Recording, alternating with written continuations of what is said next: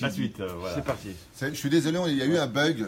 Chacun est sorti dehors, son appareil a dit tu te casses, je me casse. Voilà. Donc, bonjour, je ne sais pas où vous êtes arrêté. Alors, pour répondre à tes questions, Meir Ayakar, Meir Soufan, qui a un cœur vraiment en or exceptionnel, ce garçon. Baruch Hashem, tu saoules un peu les gens, mais la vérité, tu es comme le vin. Tu es quelqu'un d'exceptionnel, rempli d'un amour, Bémet, se bonifie avec le temps. C'est extraordinaire. Non, tzaddik, que vos d'autres tzaddik, Baruch Hashem. Que Dieu te bénisse toi et toute ta famille. Amen. Mamash. Dirvou kamocha b'Israël. J'ai dit à ma femme, vendredi, si tout le monde était comme toi, ça ferait très longtemps qu'il serait venu le Mashiach. Très longtemps. Pourquoi? Pour que tu arrêtes de mettre à chaque fois sur tête vague les messages. Dis, ah, j'arrive, stop, ça y est, je suis là. Et oui, sourire. Tzadik. Non, mais vous êtes. Tov, il a posé une bonne question. Tu as posé une bonne question, ne perds pas le fil. Il a dit, est-ce qu'une maison ne doit pas être bien tenue tout le temps? Eh bien, sache que c'est quand même comique de voir qu'on nous demande de vérifier le Hametz quand l'El Pessah, la veille de Pessah. Parce qu'on estime dans le judaïsme que la maison d'un juif doit être toujours propre. Très important. Et pas propre rasratique. Les gens, ils sont rasratiques. Tu enlèves tes chaussures, ils te les mettent déjà dans l'armoire. Tu enlèves ta veste, ils te les mettent sur le cintre. Attends, laisse-moi, je comptais partir, je suis parti aux toilettes. D'accord? Je me rappelle une fois, quelqu'un m'a raconté, il était invité chez quelqu'un qui est très atteint du Nikayon, comme on dit. Maniaque débile, comme ça. Il m'a raconté, je me suis levé à 5h du matin pour aller aux toilettes revenir, mon lit était déjà fait. On ne parle pas de ces gens-là. Là, ils sont maniaco-dépressifs. Ouais. On parle de gens normaux. Alors on disait le Hallel, effectivement, le Pessah, c'est une nuit exceptionnelle, remplie de simcha, remplie de libération. Vous ne pouvez pas savoir le nombre de miracles qui peuvent se produire pendant l'El Pessah, première fête juive, puisque nous commençons avec le mois de Nissan, premier mois de l'année juive. C'est la première fête juive que nous rencontrons. Et il faut savoir que Nissan est l'élan qui donnera toute la grandeur à la fête de Tishrei, et non pas le contraire. Ce sont deux Rosh Hashanah, Aval. Tishrei, le 7e mois de l'année, Nissan est le premier mois de l'année. Il donne la trifa à tous les autres mois. Kama Adam Tsarich Leizaer Leil Pesach. Ezrat Hashem. Invitez des gens, n'oubliez pas Kimcha de Pisra, n'oubliez pas de bien respecter les lois, de bien manger la matzah et ne la grognez surtout pas ce soir-là, parce que le Créateur du monde est à table. Et quand on a un Créateur comme lui à notre table, on ne peut être que sympathique et pas antipathique. Il y a une mitzvah d'inviter toute sa famille, d'avoir une très grosse table, ou alors de rester en famille où il n'y a pas de mitzvah spécifique de ça. Bien sûr que c'est bien d'inviter, mais... Je vais vous dire franchement, la seule fête juive où on te dit même d'inviter le rachat, c'est Pessah. Arba banim dibra Torah, Chacham, Racha, Tam, chez Eno Yodea Lishol. Le but de la sortie d'Égypte, chez Yatsou Betsibour, nous sommes sortis.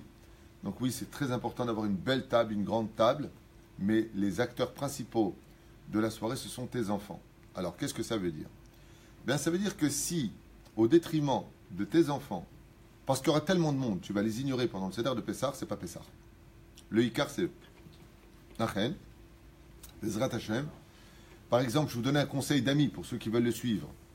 On a souvent l'habitude, quand on reçoit du monde à Pessah, de séparer les enfants, par exemple le Shabbat. On fait la table des enfants au fond et nous ici. Dans l'absolu, c'est une erreur de stratégie. Alors on fait même lever les enfants pour Seudah Shlichit, ce qui est tout à fait normal. On fait d'abord asseoir les grands, après les petits. C'est comme ça qu'on a tous été éduqués. Moi, je me rappelle, Bléanara, on était 9 enfants à la maison à Paris. Quand j'étais jeune, je ne me suis jamais assis à table. Pourquoi? Laisse la place à ton frère. J'étais le dernier. Donc, et après, les invités. Laisse la place aux invités. Bon, sauf tu te retrouvais à la cuisine. C'était sympathique. C'est une belle éducation. Il faut savoir laisser sa place aux grands. Ah ben, il y a des moments dans la vie où non, il ne faut pas se laisser. Non. Le soir du Seder de Pessah, il faut avoir ses enfants près de soi. Pas les mettre au fond sur une autre table. Non, pas du tout. C'est eux, c'est grâce à eux que nous sommes sortis d'Égypte. Les garants de la sortie d'Égypte, ce sont nos enfants. Ils ont une place prioritaire sur les grands. Il faut le savoir. Ça veut dire que si on avait compté sur les grands, les femmes et les grands-parents pour sortir d'Égypte, Dieu ne nous aurait pas fait sortir d'Égypte. Car les seuls garants que Hachem a demandé, ce sont les enfants. La reine des enfants doivent être près de leurs parents. Ne l'oubliez pas pour le soir de Seder, de Pessah. Ton fils, par exemple, tu as des invités. M'kola kavod, les invités. Aval, Lior et l'Iran sont à côté de moi pour le Seder de Pessah. Ce sont eux qui doivent poser les questions, ce sont eux sur lesquels les projecteurs sont plongés. Ne l'oubliez pas, ne laissez pas vos enfants en tant que rallonge sur la table. Là-bas, vous les mettez au fond, pas du tout. Ce sont les acteurs principaux. La place d'honneur, c'est le petit enfant de 4, 5, 6 ans. C'est lui le taulier du soir de Pessah. C'est sur lui qu'il faut veiller, c'est sur lui qu'il faut mettre, parce que c'est lui qui est l'avenir et la garantie de notre sortie d'Égypte finale, aussi pour la fin des temps. Comme vous le savez, le Midrash dit, Dieu a demandé des garants pour sa Torah, et Moshe a dit, tous les rabbanim, et j'en veux pas. Toutes les personnes riches, j'en veux pas. Toutes les personnes de 20 ans, 60 ans, j'en veux pas. Bon, toutes les femmes juives, j'en veux pas. Il a dit, les pépés, j'en veux pas. Il dit, qui tu veux? Il dit, joue les enfants. Tout est basé sur les caractéristiques des 4 enfants d'Ibra Torah. Il y a une question qui a été posée il y a quelques jours sur Tetvav. Une personne qui. Je peux parler un tout petit peu. Un couple de gens qui vont inviter certains de leurs amis. Et leurs amis ont dit, est-ce qu'on peut greffer aussi une autre famille? Cette famille-là, il y a des enfants qui sont très très perturbants. Et ils voulaient savoir la réponse. Est-ce qu'ils doivent accepter encore cette troisième tranche d'amis à venir, en sachant que ça risque d'être très problématique le soir du Seder de Pessah? Alors c'est vrai que j'ai répondu, on s'était un peu avancé sur ce qui s'était passé avec un navré, avec le rachat, etc. Mais là, il ne parle pas d'adultes, il dit les enfants, ils risquent de leur faire gadera. Oh, je vais vous répondre à la David Twitou. Donc là, ce que je vais vous dire, c'est j'ai quand même 51 ans, si Dieu veut, dans 2 semaines.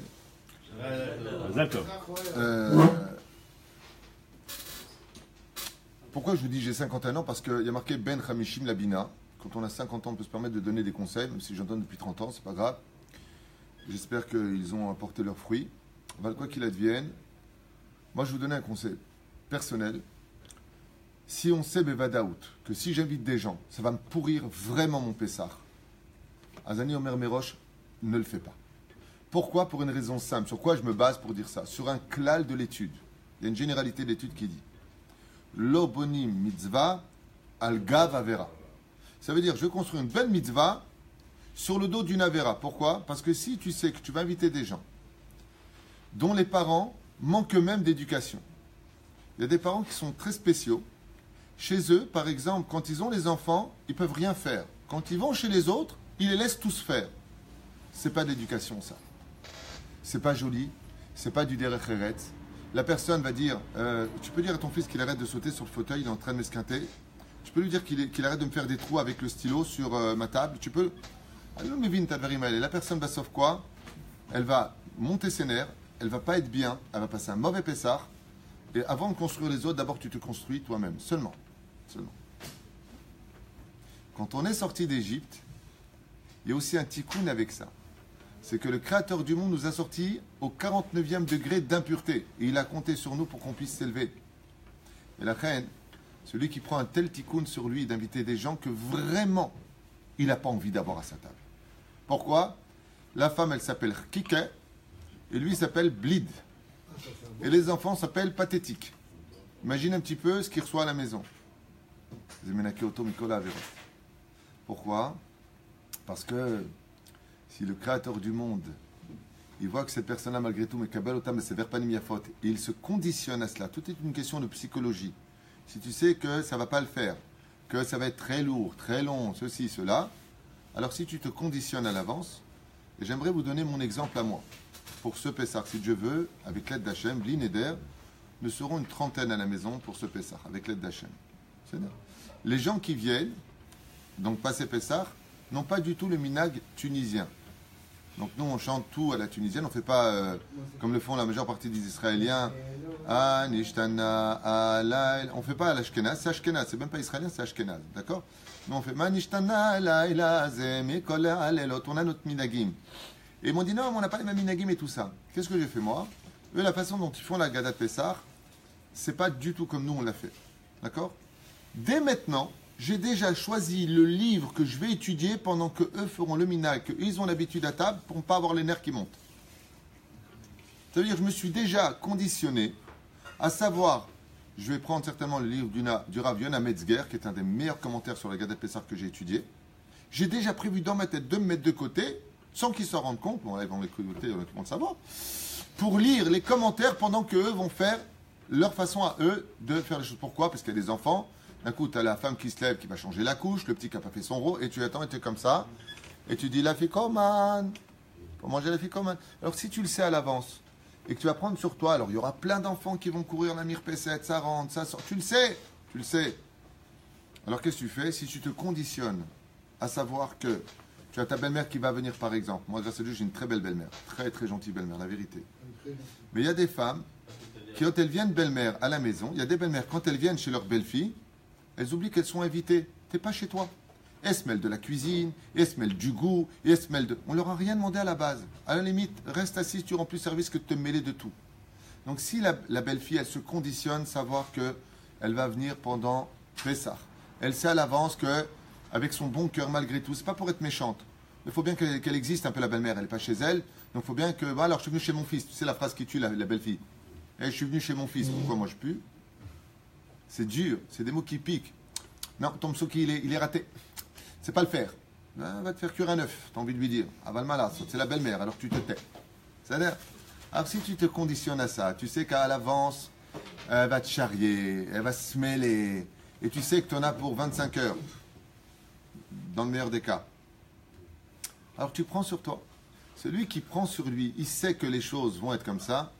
Alors, Akadosh Baruch Hu Mazeo Evoto, on ne rend pas compte combien nous on fait d'avérotes, combien on fait de choses qui ne sont pas bien. Akadosh Baruch Hu est tout le temps avec nous, et malgré tout nous laisse vivre, nous apporte la parnassa ou Rahman. Alors, si tu te conditionnes pour répondre à la question, de savoir que tu vas avoir des invités, c'est comme poser la question pour la famille avec beaucoup d'enfants, à partir du moment où tu sais que ça va être difficile, ce qu'il faut faire, tu fais comme moi à l'avance. Tu prends le téléphone, tu dis regarde, pour qu'on passe un bon Pessah, ensemble, qu'on se kiffe, juste, tiens bien tes enfants, juste qu'ils ne sautent pas trop sur le truc, comme ça, Bezrat Hashem, on se kiffe, parce que la dernière fois c'était un peu difficile. Si la personne elle comprend, tant mieux. Si elle ne comprend pas, elle peut rester chez elle. Parce qu'il n'y a pas plus grave au monde que d'inviter des gens et de les humilier une fois qu'ils sont chez toi. Donc tu as fait quoi? Yatsa, les fiam Gemara Maseret Avot, Yatsa Sraro, Befsedo. Comme j'ai une personne dans un yeshuv qui m'a raconté qu'il a voulu inviter à Pessah des gens, il ne s'est pas conditionné à les accueillir, sauf le mec, il a mis à la porte tous ses invités pendant la fête. Il lui a dit, tu prends tes affaires et tu te casses, va mourir ailleurs. Il lui a dit, pourquoi? Il lui a pourri son jardin, il lui a pourri tout son salon, ils l'ont tout esquinté, les enfants. Il a dit une fois, 2 fois par an de tenir les enfants, oh ça va, c'est pas grave, c'est des gosses. Mais d'accord, mais qu'ils le fassent chez toi, ils sont en train de me péter mes affaires. Ils ouvrent des tiroirs qu'ils n'ont pas à ouvrir. Et les parents, laxistes à un point que Bémet, ça fait monter les nerfs. Alors dans ce cas-là, il est préférable de ne pas inviter que de mettre à la porte des gens. Voilà, ça dépendra de qui tu es. Par exemple, Yitzhak Cohen m'a fait un sourire tout à l'heure en me disant, ouais, c'est bien Yom Tov et Shabbat ensemble, mais Yom Tov, tu fumes. Il y a des gens, s'ils ne fument pas pendant un jour, ils te fument les invités. Ah oui, il y a des gens, ils sont atteints de la cigarette. Vous savez, je parle des gens normaux. Nous, on n'est pas normaux. Moi, j'ai fumé depuis l'âge de petit et j'ai jamais fumé quelqu'un parce que je ne fumais pas pendant 2 jours ou en France ou autre chose. Il y a des gens, ils ne supportent pas. S'ils ne fument pas, Bémet, ils deviennent inconsciemment agressifs. Et tu ne comprends pas pourquoi leur conduite. Et je sais de quoi je parle, j'en ai connu. Des gens qui étaient très agressifs, il y a même des gens qui peuvent te poser le plat en disant tiens, mange, mais méchamment. Et ils ne se rendent pas compte. Et dès qu'arrive Motzei Shabbat, ils fument une cigarette. Et là, d'un coup, c'est je m'excuse, j'ai peut-être été agressif pendant Shabbat. Incroyable, incroyable ce que peut faire la cigarette. Heureux celui qui jettera cette cigarette maudite qui nous pourrit les poumons et qui nous fait beaucoup de dégâts et qui nous prend, je ne sais pas si vous comprenez ce que je vais vous dire, mais j'ai fait le calcul, et je sais de quoi je parle aussi. Celui qui fume un paquet par jour dépense dans les 1600 shekels de cigarettes par mois. C'est un budget. Je répète, celui qui fume un paquet par jour, j'ai fait le calcul, ça fait 1600 shekels par mois. C'est là. Le paquet, il a à peu près 35 shekels aujourd'hui, 34 shekels, faites le calcul, vous verrez. C'est Nora Vaillon. 380 shekels le paquet, il en faut un par semaine, faites votre calcul. Le Yoma. Hein? Même si un paquet, il y en a 20, ça ferait 10 jours, mais il fume plus qu'un paquet en réalité, ils ne se rendent pas compte. המפרש לים או יוצא לשערה קודם למד פסח, בדעתו לחזור קודם הפסח, אף שיוצא אפילו מתחילת השנה, צריך לבדוק את החמץ שיוצא כיוון שיש חשש שמא יחזור סמוך לחג הפסח. Maintenant, le din. La personne sort bien avant les 30 jours de chez lui. il a l'intention, écoutez bien cette halakha, elle est très peu connue, il a l'intention de faire Pessah chez lui. Donc, il est sorti 4 mois avant Pessah. Il est sorti au mois de Rejvan. Il est sorti après les fêtes de Tishré, de chez lui. Il est parti où? On s'en fiche. Parti travailler au Brésil. Il reviendra chez lui pour Pessah. Quand est-ce qu'il fait l'abdika? Avant de partir. Au mois de Tishré, il fera l'abdika. Il dit pourquoi? Attendez, attends. Non, attends, je ne vais pas m'en sortir. Si vous n'écoutez pas, il y a quelque chose de très important pour les questions. Les questions sont d'ordre d'études constructives. Mais attendez que je finisse parce que peut-être qu'il y aura la réponse dans vos questions. Donc soyez juste patients pour voir que je finis la halakha, peut-être qu'on va y répondre.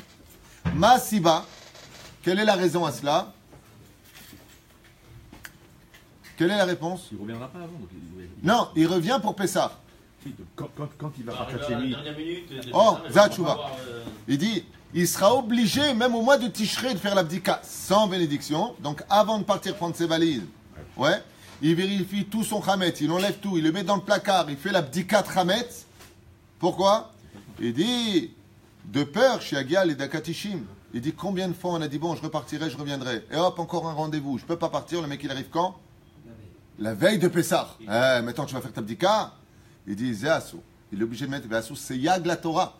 Si tu quittes chez toi, bien avant les 30 jours, ouais, mais tu comptes revenir passer Pessah chez toi à la maison, alors avant de partir, peu importe le mois de l'année, tu fais ta abdika de chametz sans bénédiction, tu vérifies avec la bougie la totale, pour que quand tu reviennes, et si tu reviens maintenant la veille, alors dans ce cas-là, tu prends ta bougie, une fois de plus, tu pourras faire la bracha. Aval bon Omar, que maintenant, là, juste avant le Pessah, il dira juste le bitoul, mais au moins, qui aime est à mitzvah. C'est une halakha qui est très très peu connue du Tzibour. Ceci étant, je ne connais pas beaucoup de gens qui partent tellement avant et qui reviennent juste Rabbi avant Pessah. Hein? Cette loi tient pour ceux qui ont un appartement ici et qui viennent que pour les fêtes. Entre autres. Entre autres. Mais en général, non, c'est pas comme ça qu'on fait. Si on a un appartement en France, on vit en France et qu'on va faire Pessah ici, on est même année Chaliyar. On demande à Chaliyar de venir nettoyer la maison de Pessah, de toute façon, si ça n'a pas été fait. Aval, dans le cas échéant, comme tu viens de dire, oui, si la personne ne laisse sa maison à personne d'autre. Il est là pour Pessah, il s'en va à la fin, début du mois de mai, par exemple.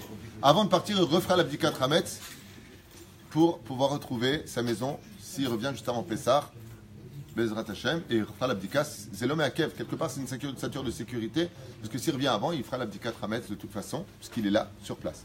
C'est bien. Vous avez dit que celui qui s'en va à 30 jours avant, logiquement, il ne doit pas faire l'abdika de Hametz.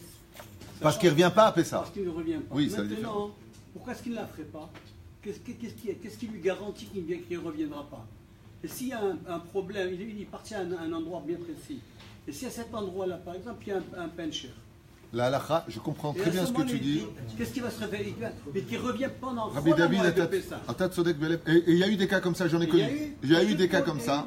Des cas, donc qu'est-ce qui se passe? Ah. Donc il aurait fallu qu'il fasse l'abdika avant de partir. Ah tiens. Non, parce que là j'ai compris, tu vas me faire 3 heures maison de retraite, on va pas s'en sortir là. Je te promets que j'ai compris, Rabbi David. J'ai eu un cas comme ça à Natania. De gens qui sont partis avant Pessah, ouais, 30 jours avant, on pas besoin. Et il y a eu une embrouille. Ils m'ont appelé en me disant, je veux retourner chez moi à la maison. Je leur ai dit, est-ce que tu as fait la vente du Hamet? Oui. Est-ce que tu as au moins rangé ton Hamet? Oui. Est-ce que je peux rentrer à la maison? Il n'y a aucun issour. Si tu as vendu ton Hamet, en général tout le monde le fait, ouais, et que tu as rangé ton Hamet, je dis seulement tu ne peux rien utiliser de cette maison. Étant donné que rien n'a été cachère, il m'a dit, ah non, j'ai besoin juste de dormir. Moutard, tu peux tout à fait rentrer chez toi et dormir. Un baiser issour. C'est là, vous êtes. C'est Pérouché d'abord. J'ai eu ce cas-là l'an dernier à Natania, et j'ai dit à la personne, tu n'utilises absolument rien sauf les verres. Les verres qui sont propres, tu peux les utiliser, parce que le verre n'a pas besoin d'être cachérisé pour Pessah, comme vous le savez. Vezéouzé, moutard.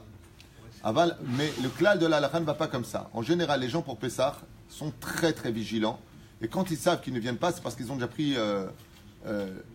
En général, l'hôtel, il y a beaucoup d'organisations en Grèce, au Canada, en Italie, en Espagne qui partent comme ça, malheureusement. Mais est-ce que c'est bien de guider le pays pour aller faire Pessah en dehors? C'est encore une autre question. Je ne suis pas pour les organisations, personnellement. Celui qui vit en Khoutslaret, bon, à la limite qu'il soit ici ou à Hong Kong, ça change rien parce qu'il est en Khoutslaret.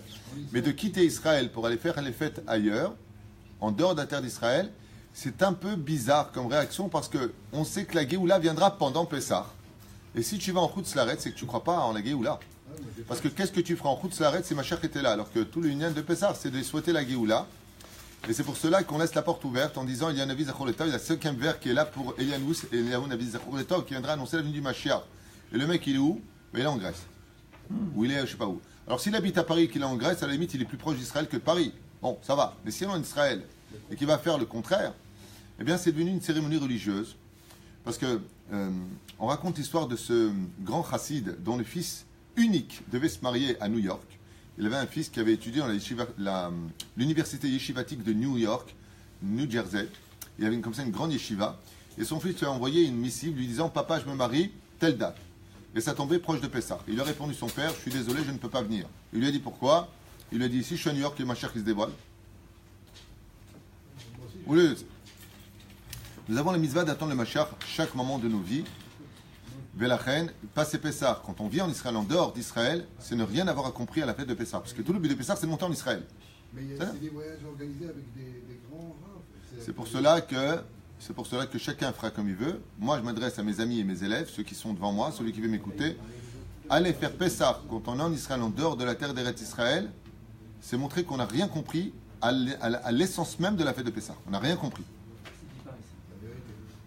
C'est là. Non, c'est ce que je pense, ça ne veut pas dire que j'ai raison. Par contre,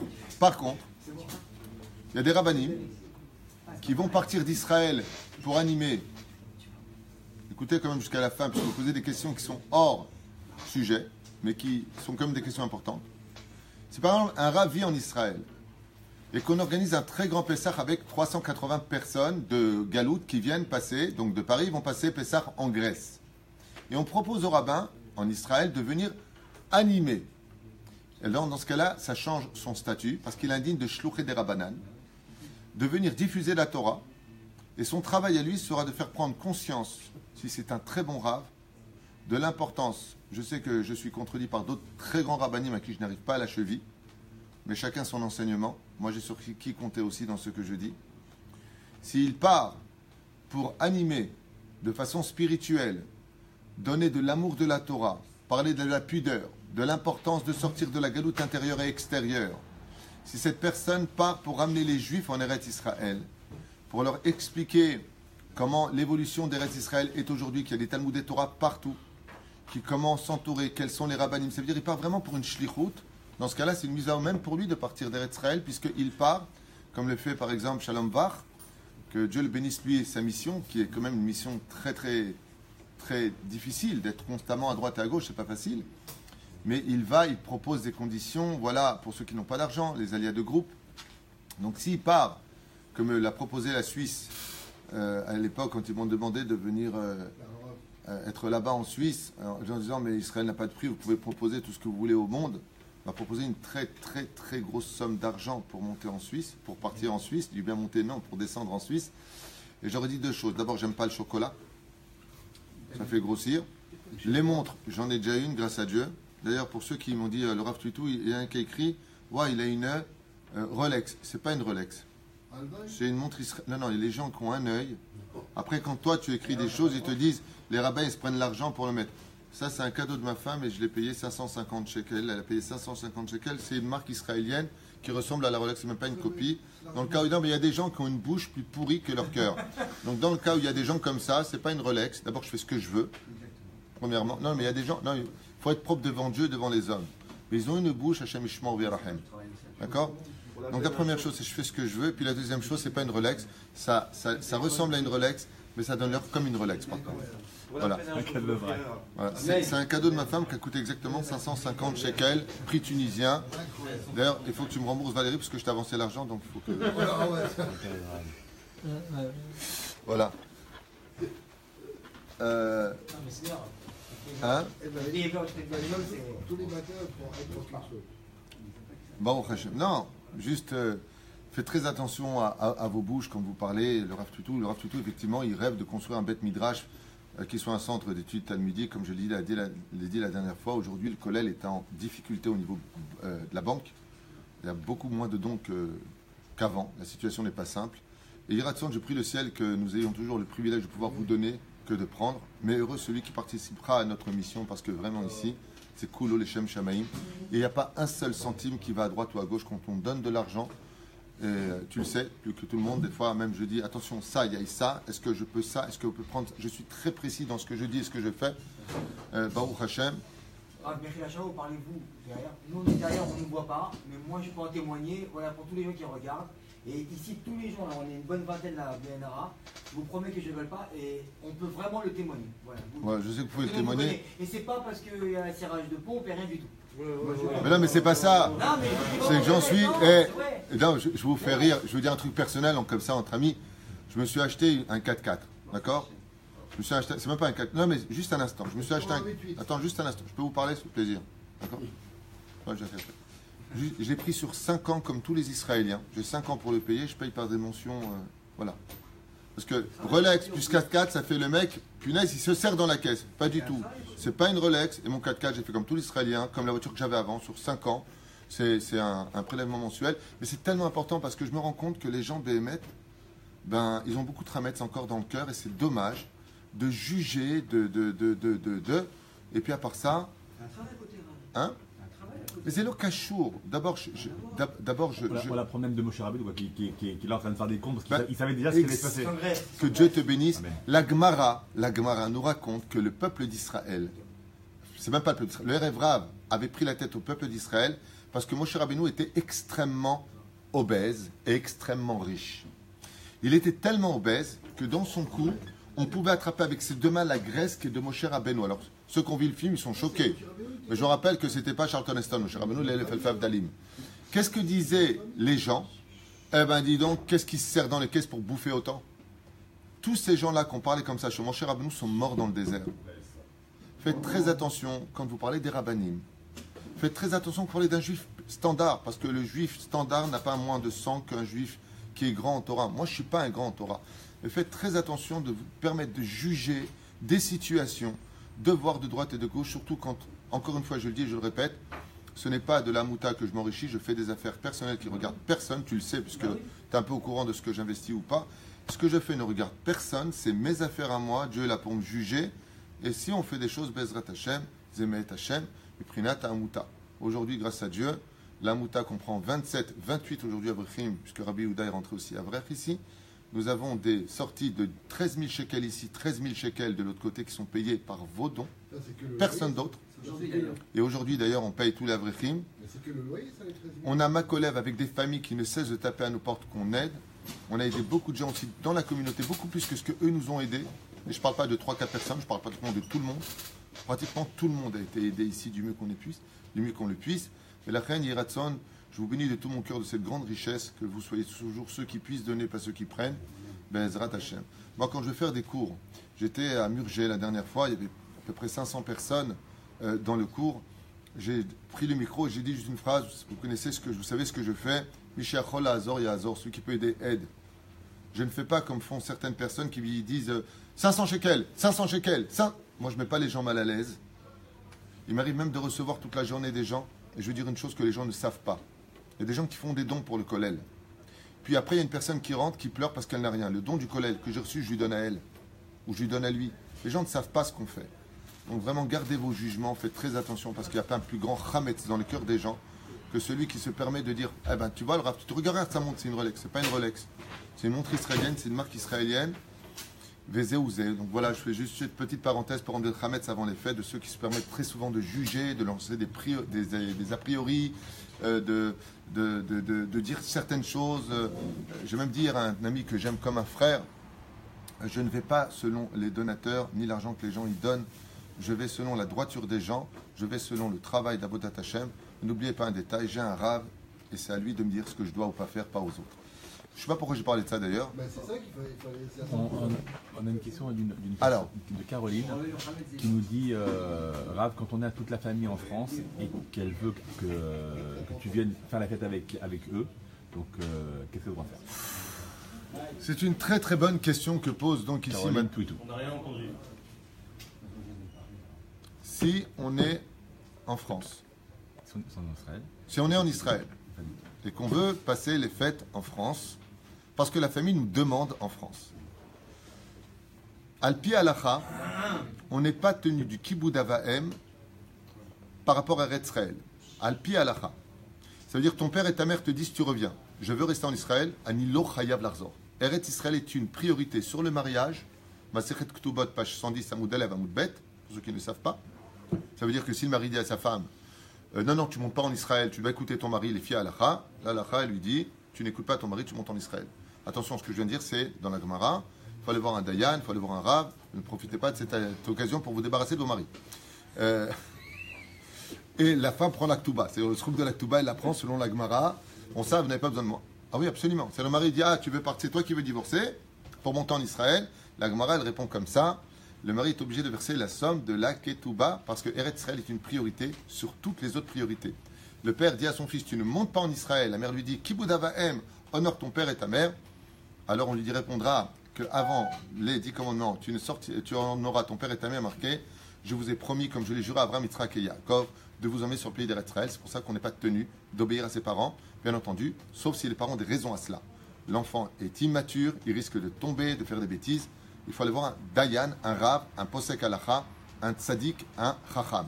Maintenant, pour la question qui est posée ici, si on lui demande de partir en Galout pour aller faire Pesach avec la famille, Gvar Na'agu Vezelo Asur, ce n'est pas interdit de le faire si le cœur s'y prête. La seule chose que je vous demanderai, c'est de faire attention au Yom Tov Sheni, de ne pas enfreindre, malgré le fait que vous soyez déjà dans Chol HaMoed, puisque vous êtes israélien, de ne pas enfreindre le Yom Tov Sheni avec des téléphones portables, même dans vos chambres. C'est une grande marloquette poskim. Il y en a qui disent que c'est Betsin A, c'est moutar. Il y en a qui disent que même Betsin A, c'est assour. Ça veut dire, même caché dans ma chambre.